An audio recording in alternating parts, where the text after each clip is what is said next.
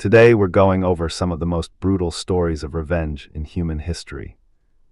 We're talking about revenge so extreme that if these people had access to group chats, half of history would have ended with a very concerning message saying, "You up."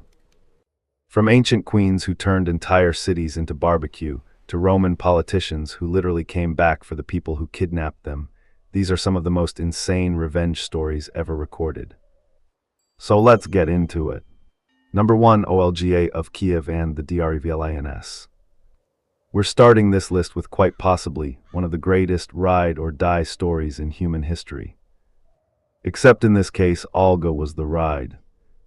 And the Drevlians were very much going to die. It's the year 945, and Prince Igor is ruling Kievan Rus. The Drevlians are a neighboring tribe that had been paying tribute to Igor's government. Basically, they were paying protection money, except the protection was from the same government collecting the money. Very efficient system. Eventually, Igor decides the tribute isn't enough and travels to the Drevlian capital to collect more. The Drevlians reluctantly pay him. And that should have been the end of it. Igor gets his money. The Drevlians get to keep their lives. Everyone goes home. But Igor apparently looks at his payment and thinks, "You know what this needs? More money." So he turns around and goes back. The Drevlians are understandably annoyed. They basically tell him that he's already been paid and that he should leave. Igor disagrees. This disagreement becomes extremely physical. The Drevlians capture Igor and execute him in one of the most horrifying ways imaginable. According to later accounts, they tied his legs to 2 bent trees and then released them. The trees snapped back. Igor was torn apart. And now the Drevlians had a problem. Because Igor had a wife. Her name was Olga. And Olga was not exactly interested in forgiving and forgetting. The Drevlian ruler, Prince Mal, somehow decides this is a fantastic opportunity. He sends around 20 ambassadors to Olga. Their message is basically, "Hey, sorry about your husband. Anyway, want to marry me?" This is already an insane level of confidence. Imagine killing someone's husband and then sending her a marriage proposal. That's not shooting your shot. That's shooting yourself. But Olga doesn't immediately attack them. Instead, she says she will consider the proposal. She tells the ambassadors to wait in their boat and promises to send men for them the next morning. The ambassadors think everything is going perfectly. They are about to become part of a royal marriage. The next morning, Olga's men arrive. They pick up the entire boat. The ambassadors are probably thinking, "Wow, excellent customer service." Then they carry them straight to a giant trench. The boat is thrown into the trench. The ambassadors are thrown in with it. And Olga orders the hole to be filled. The entire group is buried alive. But Olga isn't finished. She sends another message to Prince Mal. She tells him to send his most important nobles to escort her back to the Drevlian capital. And because the first group of ambassadors has mysteriously stopped responding to messages, the Drevlians apparently think, "Yeah, this sounds safe." They send another group. Olga welcomes them and tells them to relax in a bathhouse before meeting her. The nobles enter the bathhouse. The doors are locked, and Olga's men set the building on fire. At this point, the Drevlians have probably started realizing that Olga's wedding invitations have a terrible survival rate. But Olga still has one more move. She travels to the Drevlian capital and tells them she wants to hold a great funeral feast for her husband. The Drevlians agree. They prepare an enormous feast. There is food. There is alcohol. There is probably somebody in the corner saying, "Guys, I have a weird feeling about this."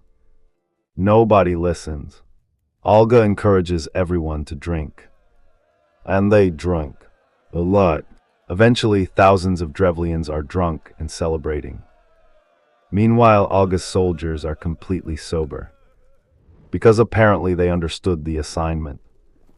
Then Olga gives the order. Her soldiers attack. The feast turns into a massacre.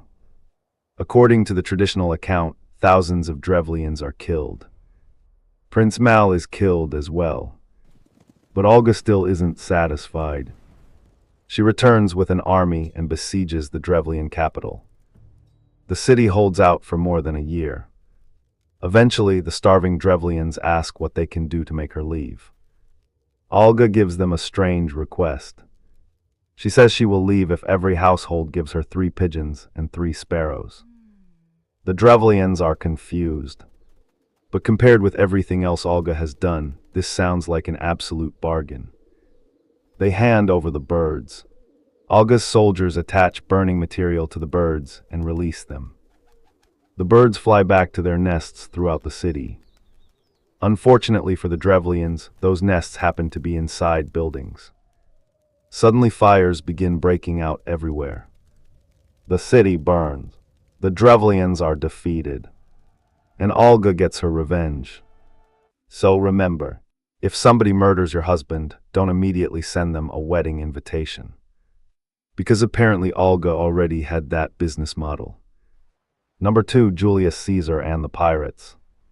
Next up, we have one of the funniest examples of somebody being kidnapped and somehow becoming the most intimidating person on the boat. It's the year 75 BC. A young Julius Caesar is traveling across the Aegean Sea when Sicilian pirates attack his ship. They capture Caesar and demand a ransom. The pirates look at Caesar's clothing, his servants, and his general level of rich person energy and decide he's probably worth some money. They demand 20 talents. Caesar is offended. Not scared, offended. He basically tells them, 20. You guys think I'm only worth 20. He tells them they should demand 50 talents instead. That's roughly equivalent to a fortune today. The pirates agree. They probably thought they had just kidnapped the world's easiest billionaire. But Caesar starts behaving strangely. He walks around the pirate camp like he owns the place. He exercises. He eats with them. He talks to them. And then he starts reading his speeches and poems to them. The pirates are forced to listen. Imagine kidnapping someone and accidentally becoming their unpaid audience. Eventually, Caesar tells the pirates that their poetry is terrible. Then he tells them that once he's free, he's going to crucify every single one of them. The pirates laugh, because obviously the prisoner is joking. Right. After about 38 days, Caesar's ransom arrives. The pirates release him. They sail away with their money. And Caesar immediately does something completely normal. He raises a fleet. He hires soldiers. And he goes hunting for the pirates. He finds their island, captures them, takes back the ransom money, and arrests everyone involved. Now Caesar has a decision. He could simply send them to prison. He could let them go. Or he could do exactly what he promised. The pirates are crucified. There is, however, one tiny act of mercy. According to the ancient account, Caesar had their throats cut first so they wouldn't suffer as long on the cross. Which is probably the closest thing to a customer satisfaction policy you'll ever see in ancient Rome. The pirates thought they had kidnapped a rich young man. Instead, they accidentally kidnapped the future dictator of Rome. Worst vacation ever. Number 3, the 47 Ronin. Now we move to Japan.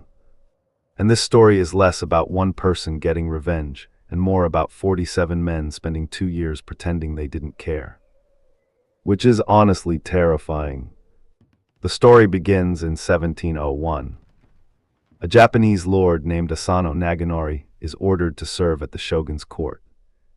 One of the officials responsible for teaching him court etiquette is a man named Kira Yashinaka. Kira is supposedly arrogant, demanding, and extremely unpleasant. And according to the traditional story, Asano doesn't exactly enjoy being around him. Eventually, Kira insults Asano one time too many. Asano snaps. Inside Edo Castle, he draws a sword and attacks Kira. He manages to cut Kira but doesn't kill him. Asano is arrested. And because drawing a weapon inside the shogun's palace is a very serious offense, Asano is ordered to commit seppuku. His lands are confiscated. His household is destroyed. And his samurai become masterless. These men are now known as Ronin. Meanwhile, Kira receives no equivalent punishment. The surviving followers of Asano are furious. But they can't just attack Kira. They would be hunted down immediately. So they wait, and wait, and wait, for 2 years. During those 2 years, they deliberately make everyone believe they have forgotten about revenge. Some take ordinary jobs. Others disappear. Their leader, Oishi Kuronasuk, behaves especially badly. He drinks heavily. He visits brothels. He separates from his family. People watching him probably think, well, that guy really fell apart. That was the point. Kira hears about Oishi's behavior and becomes convinced the threat is gone. He reduces his security. And that's exactly what the Ronin were waiting for. On January 30, 1703, 47 of Asano's former samurai gather in Edo. They surround Kira's residence. This isn't some angry mob. They have planned this for years. They attack from multiple directions. Archers guard the exits. The guards inside fight back. But the Ronin are experienced warriors. They push through the house. Eventually they find Kira hiding. Oishi recognizes him by the scar left by Asano 2 years earlier. The Ronin capture him. They offer Kira the chance to die honorably through seppuku. He refuses, so the Ronin execute him. They then carry Kira's head to Asano's grave. They tell their fallen master that his death has been avenged. And then they surrender themselves to the authorities. The shogunate eventually orders the 47 Ronin to commit seppuku. They obey. Their story becomes legendary. And honestly, the lesson here is terrifying. If someone says they've forgotten about revenge, that's great. But if they spent the last 2 years becoming a carpenter, a merchant, and a professional alcoholic, maybe check the attic. Number 4, the Roman revenge against Hannibal's allies. Now let's go back even further. Rome and Carthage spent years trying to destroy each other. And one of Rome's greatest enemies was Hannibal. You know, the guy who crossed the Alps with elephants. Because apparently regular armies weren't dramatic enough. During the Second Punic War, Hannibal's army destroyed Roman forces across Italy. Rome eventually turned the war around. But revenge didn't stop when Hannibal was defeated. Rome became extremely interested in making sure its former enemies understood exactly who had won. One of the most brutal examples came with the city of Carthage itself. After years of conflict, Rome and Carthage eventually entered another war in 149 BC. The Romans demanded the Carthaginians surrender their weapons. They did. Then Rome made another demand. The Carthaginians had to abandon their city and move inland. At that point, the Carthaginians basically realized, wait a minute. You weren't negotiating. You were just giving us a countdown. The Carthaginians refused. They rebuilt weapons in secret. Men who had never been soldiers began making weapons. Women reportedly contributed their own hair for bowstrings. The city prepared for war. Rome attacked. The siege lasted 3 years. Eventually, Roman troops broke through. The fighting became brutal street by street. The Carthaginians were defeated. The city was destroyed, and thousands of survivors were sold into slavery. Carthage had once been one of the most powerful cities in the Mediterranean. Now it was gone. Rome had won, and the Mediterranean had just learned the Roman version of. Never let me catch you doing that again. Number 5, Vlad the Impaler and the Ottomans. Finally, we have Vlad III of Wallachia. You may know him by another name, Vlad the Impaler. And yes, the nickname is exactly as pleasant as it sounds. Vlad ruled Wallachia during a period when the region was caught between powerful enemies, including the Ottoman Empire. Vlad was known for using brutal punishments against people he considered enemies, criminals, or traitors. His favorite method was impalement, which is basically exactly what it sounds like. People were placed on large wooden stakes, and Vlad used this punishment on a scale so extreme that his reputation became legendary. One of the most famous stories comes from Vlad's conflict with Sultan Mehmed II. The Ottoman army invaded Wallachia with a massive force.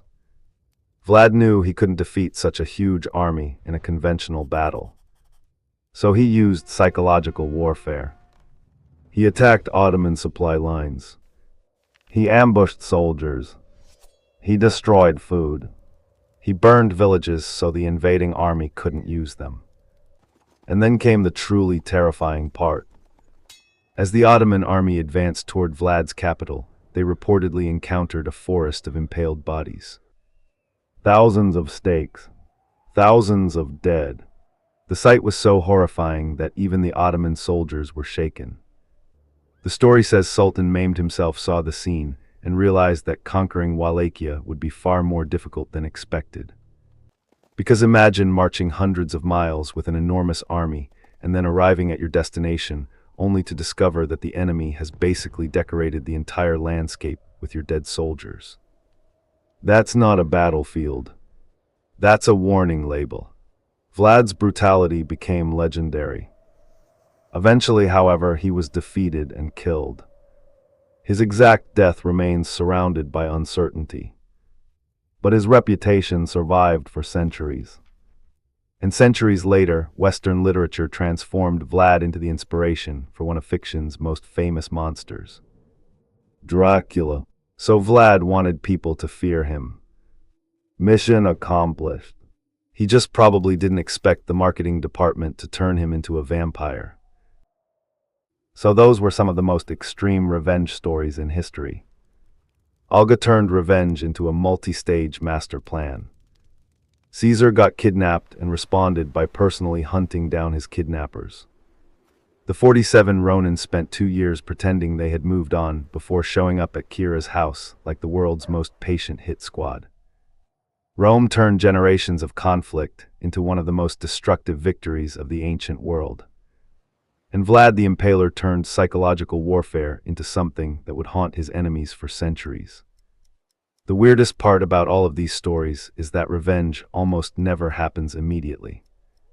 The most terrifying revenge stories usually involve patience, planning, and a person quietly thinking, "Don't worry, I'll deal with this later." And that might be the scariest sentence in human history. Because sometimes later means tomorrow. Sometimes it means 2 years.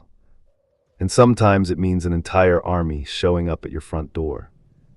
So the next time you're angry at someone, remember, you don't have to take revenge.